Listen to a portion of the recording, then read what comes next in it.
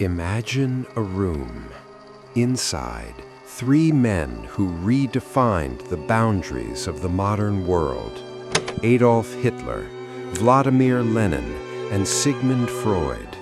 They were never in the same room together, yet they all stared at this exact same image. A work so hypnotic it convinced a dictator to become its sole owner, and the father of psychoanalysis to use it as a map of the unconscious.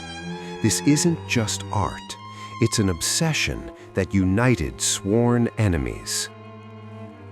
Today, we're going to find out why this silent rock governed the most dangerous minds of the last century.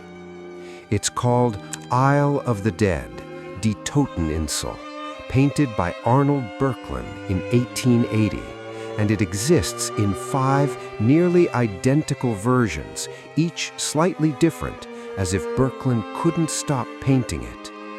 The image shows a small island of dark cliffs surrounded by black water. Tall cypress trees, the trees of death, rise from the center. A small boat approaches, carrying a white shrouded figure standing upright. A coffin rests at the figure's feet. There is no way off this island, only one way on. By the end of this video, you'll understand why this painting became an obsession for men who shaped history, and why the answer has nothing to do with art. Let's start with what makes this image so magnetic. The composition is simple: an island, water, a boat, a figure. That's it. But look closer. The island has structures carved into the cliff face, openings, doorways, tombs. They're geometric, precise, man-made. But there's no sign of life, no movement, no light in those openings. The cypress trees grow in perfect symmetry, framing a central darkness.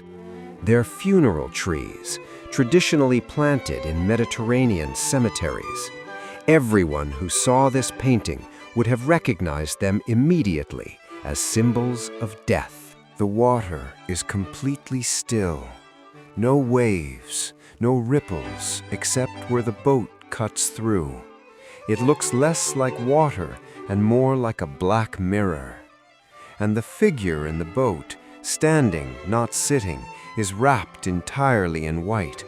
You cannot see a face, cannot determine gender, cannot tell if this is the deceased being delivered, or the ferryman, or something else entirely. Here's what's crucial. Böcklin painted this with no mythology attached, no explanation. He just called it a painting to dream about. The person who commissioned it, a young widow, asked specifically for a painting suitable for medication on mortality. Böcklin gave her this: an island with no return, a journey with no guide. And then, inexplicably, he painted it again and again, 5 times total between 1880 and 1886. Why would an artist return to the same image obsessively unless he hadn't finished saying what he needed to say? So who buys a painting like this? Who hangs an image of death in their private space? The pattern is striking. Almost all major collectors of Isle of the Dead were men at the absolute peak of power. Men who controlled nations, shaped ideologies, decided who lived and died. Hitler's obsession is the most documented. He acquired one of the 5 originals in 1933, shortly after taking power. It hung in his study, where he made some of his most catastrophic decisions. Visitors reported that Hitler would sit alone in front of the painting, sometimes for an hour, not speaking.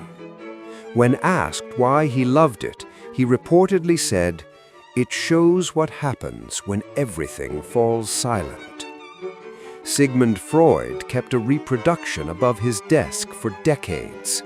Colleagues noted that he would gesture toward it when discussing his theory of the death drive, Thanatos, the idea that all organisms have an unconscious desire to return to death. Lenin owned a version as well. Photographs from his private quarters show it prominently displayed. Gabriele D'Annunzio owned a copy and wrote extensively about it. He called it the most perfect symbol of the European soul's secret wish. But here's the part that doesn't fit the easy narrative. Most analysis treats Isle of the Dead as a straightforward meditation on mortality, a reminder that death comes for everyone. Except Böcklin himself contradicted that interpretation. In private letters, he wrote that the painting wasn't about accepting death, it was about the desire to control it. He wrote, "One must be able to enter that place, but more importantly, one must be able to decide who else enters." Read that again. One must be able to decide who else enters. This isn't a painting about universal mortality.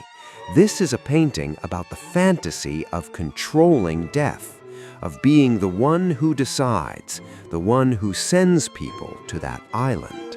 And suddenly, the pattern of collectors makes perfect sense. These weren't men meditating on their own deaths. These were men who sent millions to death, who made lists, who signed orders. They didn't look at this painting and think, one day I'll be in that boat. They looked at it and thought, I'm the one who decides who goes in that boat. This is the secret function of Isle of the Dead. The painting doesn't show death as the great equalizer. It shows death as a bureaucracy, as a system, as something organized and delivered to specific individuals by an unseen authority. Look at that figure in the boat again, standing upright, rigid, performing a duty. This isn't mythology. This figure takes no payment, asks no questions, simply delivers. This is death as a civil servant, death as something that can be directed, assigned, scheduled. And the person viewing the painting, the person who owns it, occupies the position of authority. They're not in the boat. They're not on the island. They're standing where Böcklin stood, outside the frame, observing, deciding. Hitler used this painting as a meditation tool before making military decisions. Freud used it while developing theories about the human desire for death. Lenin had it while signing execution orders. They weren't contemplating their own mortality. They were contemplating their power over mortality, the godlike position of being able to decide who lives and who takes that final boat ride. Why 5 versions? Each is subtly different. In some, the architecture is more prominent. In others, the water is darker. I believe Böcklin was trying to capture different psychological states, different relationships to death. The first version, for the widow, was about grief, but the later versions became something else.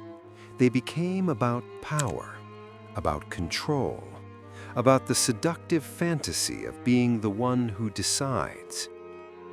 Arnold Böcklin died in 1901. Isle of the Dead became one of the most reproduced paintings of the early 20th century. But the 5 original versions, they ended up in the hands of dictators, psychoanalysts, and ideologues, men who shaped the bloodiest century in human history. Today, scholars describe it as a masterpiece of symbolist painting, a meditation on mortality.